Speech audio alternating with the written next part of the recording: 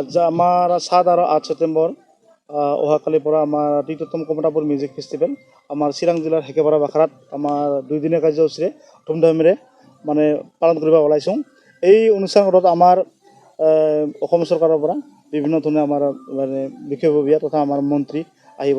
লগতে আমাৰ অধ্যক্ষ মহোদয় বিশ্বজিৎ দৈমাৰী ডাঙৰীয়া, লগতে আমাৰ BTCৰ চিফ পৰম বৰুৱা ডাঙৰীয়া আৰু অৰূপ দে ডাঙৰীয়াকে ধৰি আমাৰ কমতাপুৰ অটোনমাছ অঞ্চলৰ বিষয়ববীয়াৰ লগতে আৰু বিভিন্ন দল সংগঠন আমাৰ চৌকচীয় কোচ ৰাজবংশীৰ আমাৰ যোনবিলাক আমাৰ কিবা আছে বিভিন্ন দল সংগঠনক আমি ইয়াত মাতা হৈছে।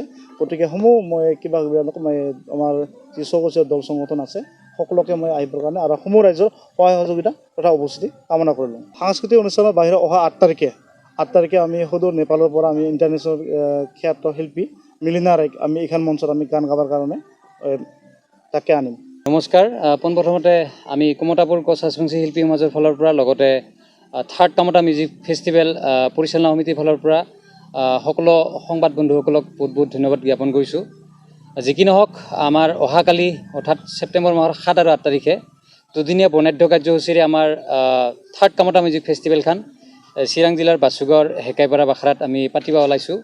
তো ইয়াতে আপোনালোকে ভেৰাইটিজ কালাৰফুল অনুষ্ঠান দেখা পাব।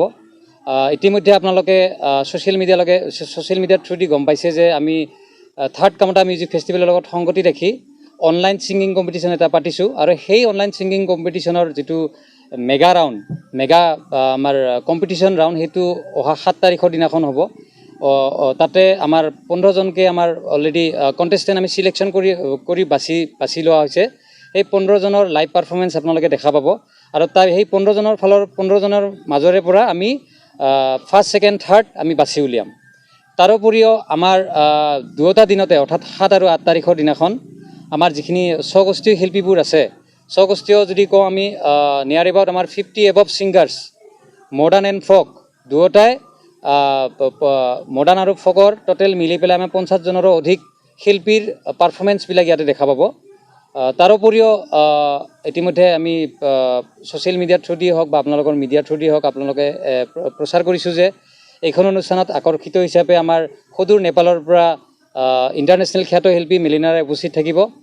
তো সমূহ ৰাইজক আপোনালোকৰ মিডিয়াৰ থ্ৰুদি আমি আহ্বান জনাইছোঁ যাতে অনুষ্ঠানখন যাতে আমি সুশৃংখলাবদ্ধতা আমি বজাই ৰাখি যাতে অনুষ্ঠানটা আমি চলাই লৈ যাব পাৰোঁ, তাৰ কাৰণে সমূহ ৰাইজৰ সহায় সহযোগিতাৰ লগতে উপস্থিতি আৰু লগতে সকলো মিডিয়াৰে আমি সহযোগিতা কামনা কৰিলোঁ। বিশেষ আকৰ্ষণ হিচাপে আমাৰ যিখিনি আমাৰ স্বগোষ্ঠীয় শিল্পী, আমাৰ লক্ষ্য আৰু উদ্দেশ্যটো হ'ল আচলতে শিল্পী সমাজৰ যিখিনি আমাৰ কলা কৌশলীবোৰ আছে চবকে আমি এটা প্লেটফৰ্মত আমি খাৰা কৰাম।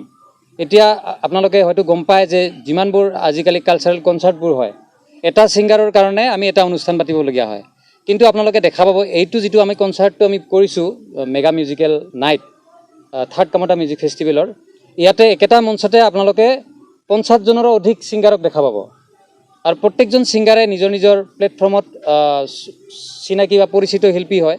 তো সেইবোৰৰ মানে পাৰফৰ্মেঞ্চবিলাক আপোনালোকে দেখা পাব। তাৰোপৰিও আমাৰ এটা বিশেষ মানে আমি অনুষ্ঠান আমি যেতিয়া আমি 2 বছৰৰ মূৰে যেতিয়া আমি 3rd কমতা মিউজিক ফেষ্টিভেলটো আয়োজন কৰোঁ, আমাৰ শিল্পী সমাজৰ ফালৰ পৰা 5টাকৈ আমি আমাৰ কোচ ৰাজবংশীয় মিউজিক ইণ্ডাষ্ট্ৰীত মানে অৰিহণা থকা ব্যক্তিক আমি বঁটা প্ৰদান কৰোঁ। তো সেই বঁটা প্ৰদান কৰা ব্যক্তিসকলৰ নামখিনি মই এতিয়াই নকওঁ যেনিবা, সেইটো সিদিনাখন আমি ছ'চিয়েল মিডিয়াৰ থ্ৰুতে হওক বা প্ৰেছৰ যোগেদি হওক সেইখিনি আমি পিছত আমি হেৰি কৰি দিম, আপোনালোকৰ ওচৰত পাব্লিচিটি কৰি দিম। তো 5জন ব্যক্তিক আমি ইয়াতে আমাৰ ফালৰ পৰা শিল্পী সমাজৰ ফালৰ পৰা আমি বঁটা প্ৰদান কৰা হ'ব। ইতিমধ্যে সামাজিক মাধ্যমতো খুব চৰ্চা লাভ কৰিছে। আমি যোৱা বিগত 20টা দিন ধৰি আমি ইয়াতে কৰ্মশালা পাতিছোঁ। আমাৰ 500ৰো অধিক আই বাই মহিলাসকলৰ কৰ্মশালা। তো আমি দুয়োটা দিনতে আমি 7 আৰু 8 তাৰিখৰ দিনৰ কাৰ্যসূচীতে আমি যিটো আমাৰ 500ৰো অধিক যিটো আমাৰ আই বাইসকলৰ আমাৰ ট্ৰেডিশ্যনেল নৃত্য আমাৰ গোৱালিনী কুচুম কাটিকা, সেই নৃত্য কুচা কাটিকা হুদুম, তো সেই নৃত্যটো আমি ইয়াতে পৰিৱেশন কৰা হ'ব। তো আমি খুব আশাবাদী আমাৰ অনুষ্ঠানত বিশিষ্ট ব্যক্তিসকল উপস্থিত থাকিব, লগতে সমূহ ৰাইজও উপস্থিত থাকিব। এতিয়া কথা হ'ল যাতে আমি অনুষ্ঠানটো সুচাৰুৰূপে পৰিচালনা কৰিব পাৰোঁ, তাকে কামনা কৰি মোৰ ক'বলগাখিনি এতিয়া চেছ কৰিলোঁ।